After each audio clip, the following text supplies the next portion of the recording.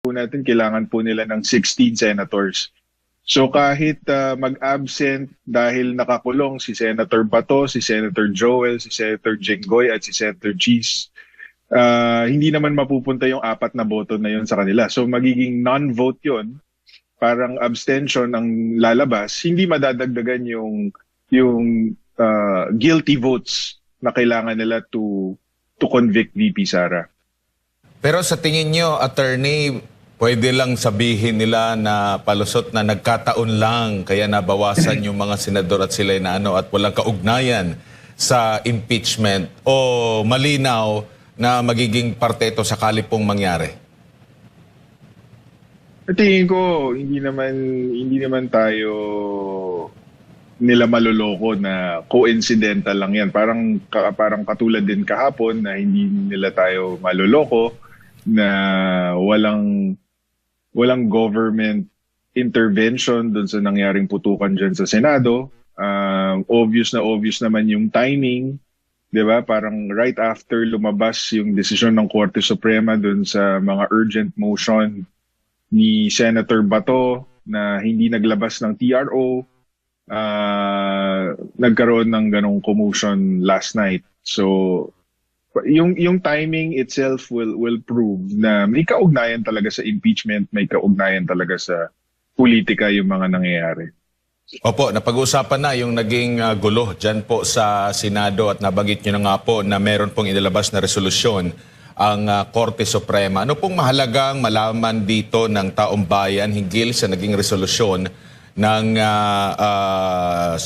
Supreme Court and Bank at ng taga-gobyerno? Kasi marami pong mga nag-i-speculate na talo na si Senador Bato, pwede na siyang arestuhin. Ano po yung paglilinaw dito po, attorney, sa naging resolusyon ng Supreme Court kung saan binibigyan sila ng nasa 3 araw po na magbigay ng komento, attorney?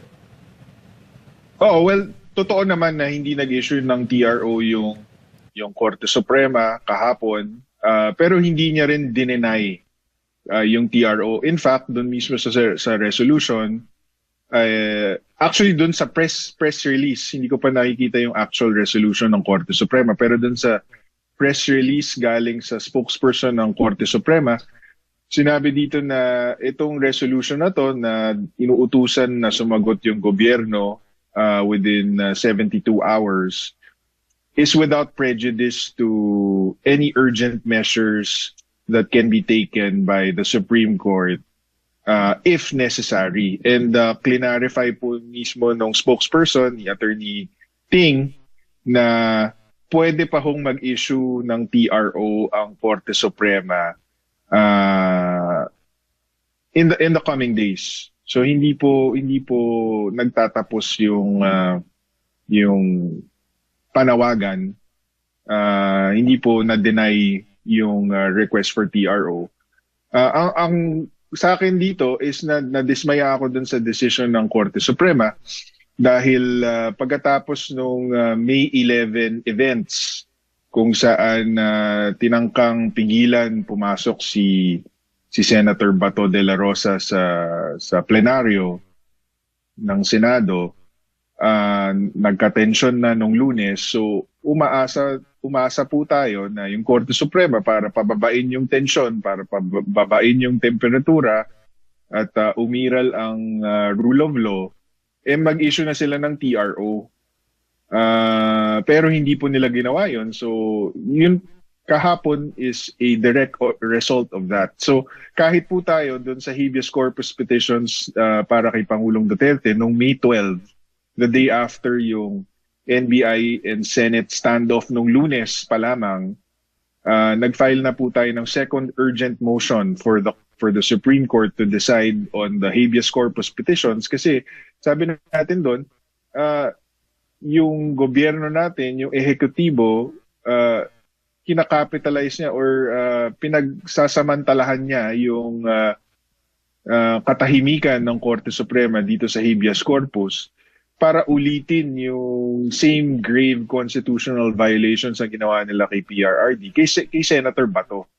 So para sa akin, napapanahon na talaga matagal na, pero lalo na ngayon dahil meron ng dahas involved, may putukan kagabi, maaring may mga nasaktan kagabi kung hindi umaksyon yung OSAA, dapat umaksyon na talaga yung Supreme Court. Dapat mag-issue sila, number one, dapat mag-issue sila ng TRO para to prevent any further attempts in the meantime habang hindi pa nila resolve yung kaso. Tapos, maglabas na sila ng desisyon para to provide guidance to the executive kung merong ICC warrant, ano bang kailangan gawin para i-implement ito.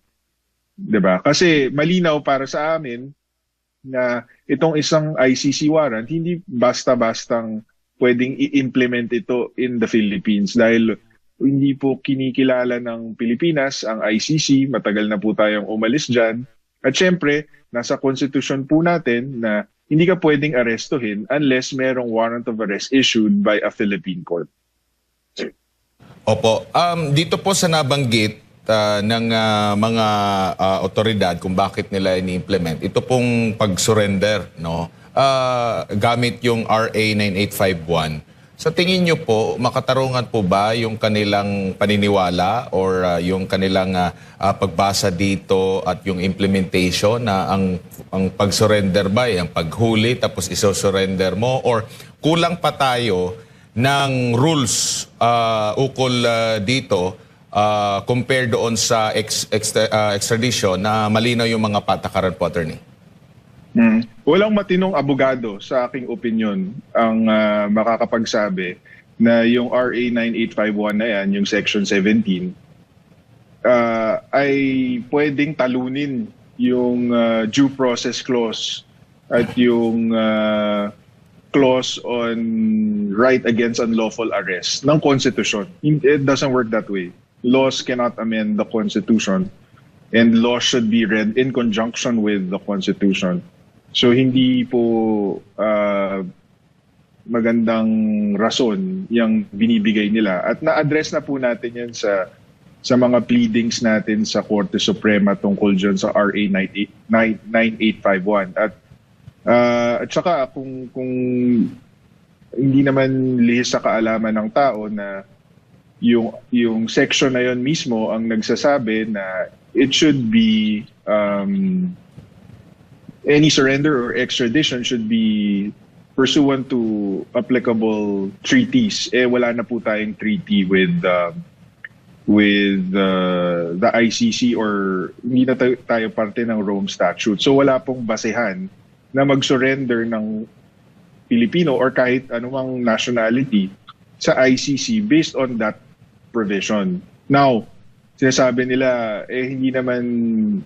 Ang sabi kasi ng DOJ nung nakaraan pa, nung mainit pa yung habeas corpus petition, at saka tingin ko yun pa rin yung position nila ngayon, may option na surrender or extradition. Hindi po tama yun. Kasi ang surrender, it's just a technical term, which means ang pagka-extradition kasi country to country. Parang meron ililipat na tao from one country to another. Ang surrender is a technical term used in the Rome Statute to mean surrender of a person from a country to the ICC or to an international court. Kaya hindi yun option na pag extradition, kailangan tayo dumaan sa extradition procedure, kailangan natin dumaan sa korte. Pag surrender, hindi. Hindi po ganun yun. Ang surrender, ang ibig lang sabihin nun is technical term siya na country to the ICC. Kaya, kailangan mo pa rin dumaan sa local court dahil kahit yung Rome Statute na mismo nagsasabi na bago mo isurrender ang isang tao sa ICC, kailangan siya dumaan to the local competent judicial authorities.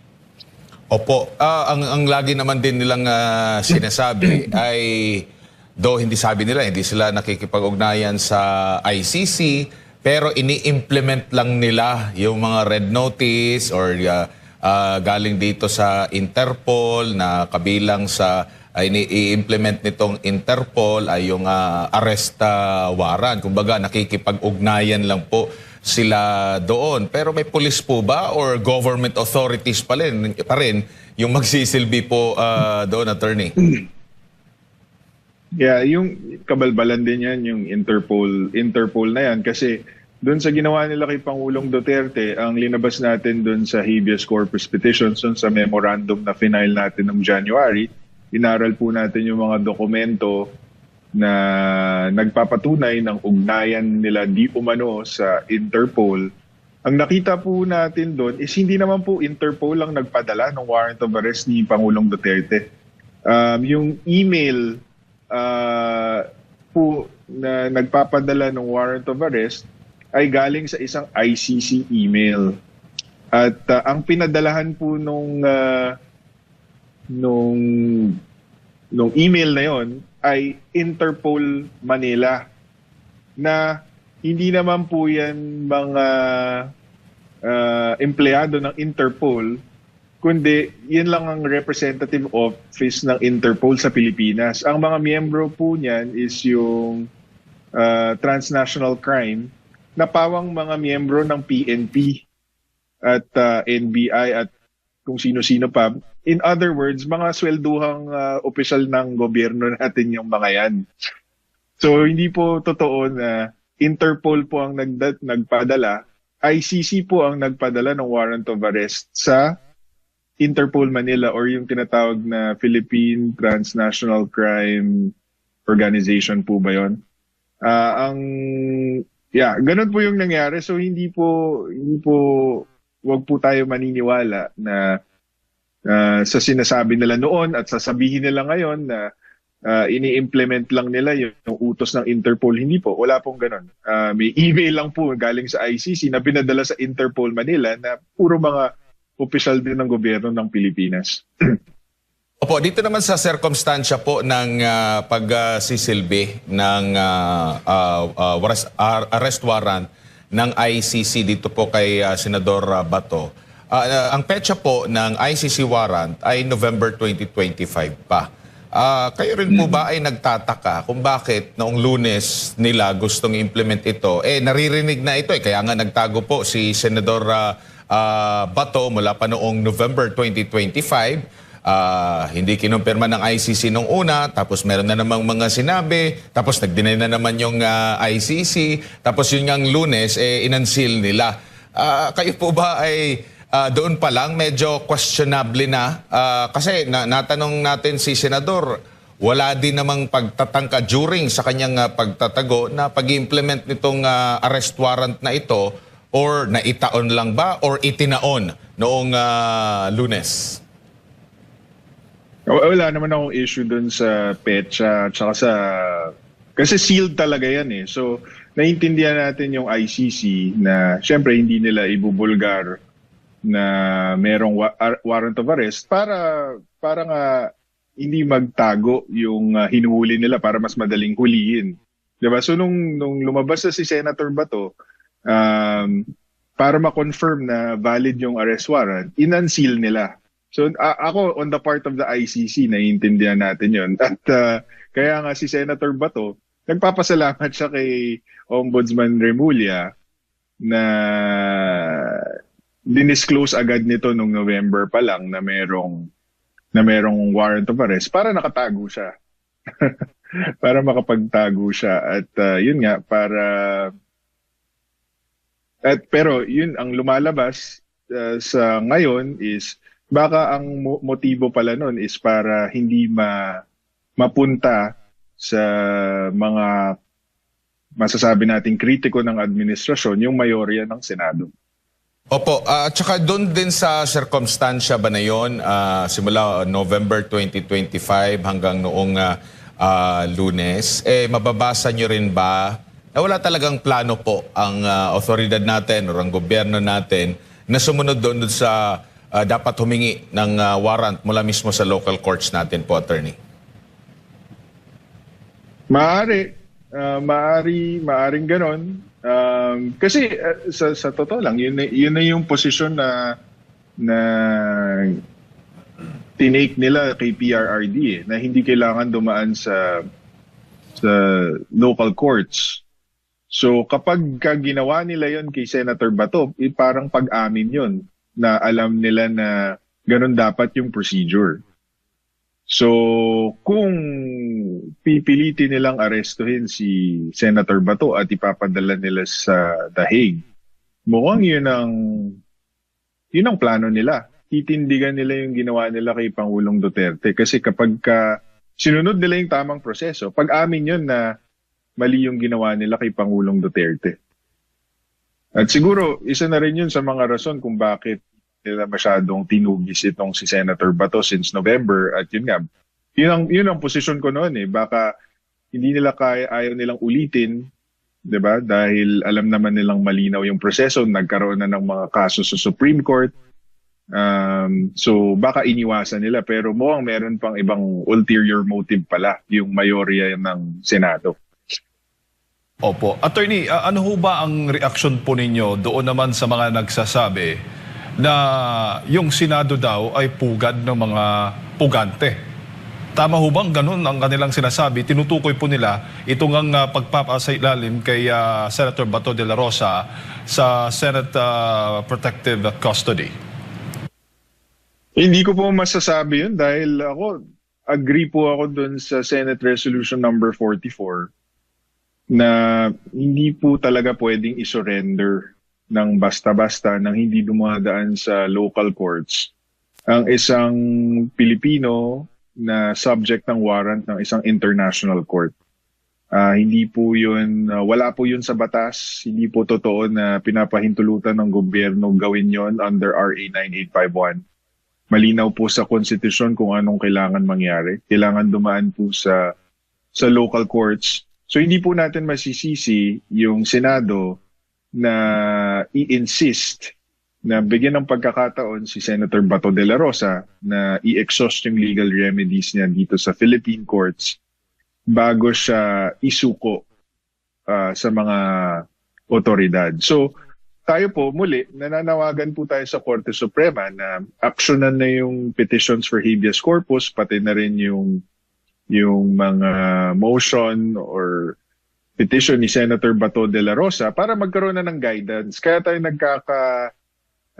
nagkakaipitan dito sa Senado. Kaya nagkakaroon ng constitutional crisis between dati ang constitutional crisis was only between the executive and the judiciary kasi hindi nga dinaan ng executive yung proseso sa judiciary when our constitution and even the Rome Statute requires it. Pero ngayon, pati yung legislative involved na rin. So all three branches of government are involved in this constitutional crisis because wala pang guidance from the Supreme Court. So ngayon, parang the actors involved, the executive and the legislative, have taken different positions or different interpretations of the Constitution. Alam naman natin na ang final arbiter ng disputes and ang final interpreter of the Constitution is the Supreme Court. So, wag po natin sisihin yung Senado. Tinitindigan niya lang yung paniniwala niya na hindi karapat-dapat na isuko si Senator Bato nang hindi dumadaan sa Philippine courts. At sabi nga ni Senator Marcoleta kahapon, ang pagsuko kay Senator Bato parang pagsuko ng soberanya ng Pilipinas. So, naiintindihan po natin yung posisyon ng Senado. Ang panawagan natin muli is dapat para maiwasan na tong lahat, para bumaba ang tensyon, para hindi na samot-saring interpretation